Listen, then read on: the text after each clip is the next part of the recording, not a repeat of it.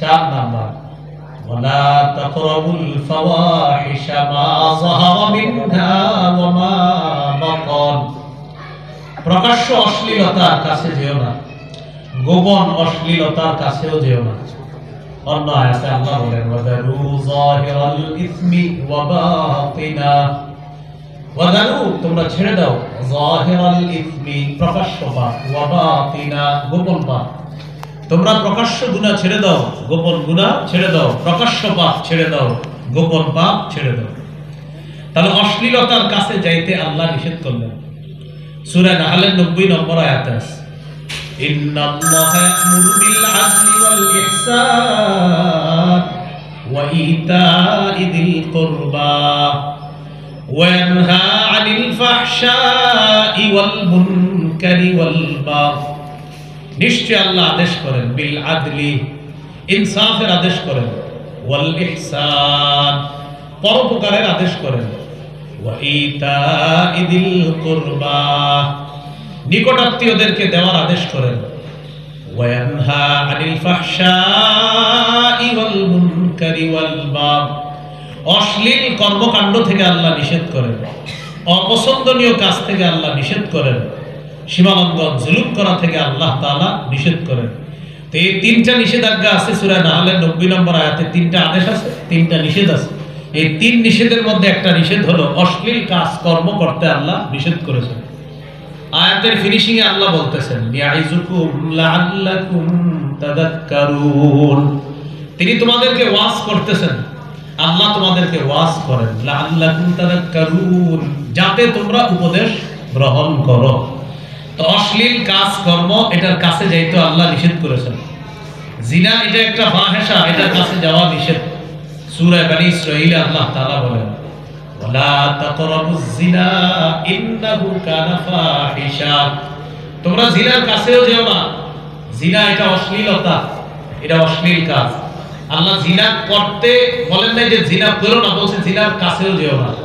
এই জিনার কাছে যেও না মানে মুফাসসিরিনে কেরাম বলেন আয়াতের ব্যাখ্যা হলো মা ইকাররিবু ইলা জিনা, জিনা পর্যন্ত যা পৌঁছে দেয় এমন কর্মকাণ্ডের কাছেও যেও না। যেমন চোখের জিনা, হাতের জিনা, কানের জিনা, কলবের জিনা, অঙ্গ প্রত্যঙ্গের জিনা, এগুলো হলো আপনার জিনা পর্যন্ত পৌঁছে দেওয়ার আগের জিনা। আসল জিনা পর্যন্ত আপনাকে এগুলা নিয়ে যেতে পারে। এইজন্য রাসূলুল্লাহ সাল্লাল্লাহু আলাইহি ওয়াসাল্লাম বলেছেন সহিহ বুখারীর বর্ণনা 6612 নম্বর হাদিস, قال رسول الله صلى الله عليه وسلم إن الله كتب على ابن آدم حظه من الزنا أدرك ذلك لا محالة। নিশ্চয় আল্লাহ তাআলা আদম সন্তানের জিনার পরীক্ষা আল্লাহ অবধারিত করেছেন, জিনার পরীক্ষা দিয়ে তাদেরকে পরীক্ষা করবেন। এই পরীক্ষায় পাশ করবে কেউ, কেউ আবার ফেল করবে। নবী বলেন আদরাকা যালিকা লা মাহালা, এই পরীক্ষার সম্মুখীন সবাই হবে। তবে পরীক্ষার মধ্যে পড়ার পর একদল পরীক্ষায় উত্তীর্ণ হয়ে যাবে, আরেকদল ব্যর্থ হয়ে যাবে। আল্লাহ আমাদেরকে সফল হওয়ার তৌফিক দান করুন। আমিন। এই হাদিসে নবী বলেন ফাজিনাল আইনি আন-নাজরু, চোখের জিনা হলো দেখা, ওয়া জিনাল লিসান আল-মানতিক, মুখের জিনা হলো কথা বলা, জিহ্বার জিনা হলো কথা বলা। অন্য বর্ণনায় এসেছে কানের জিনা হলো শ্রবণ করা।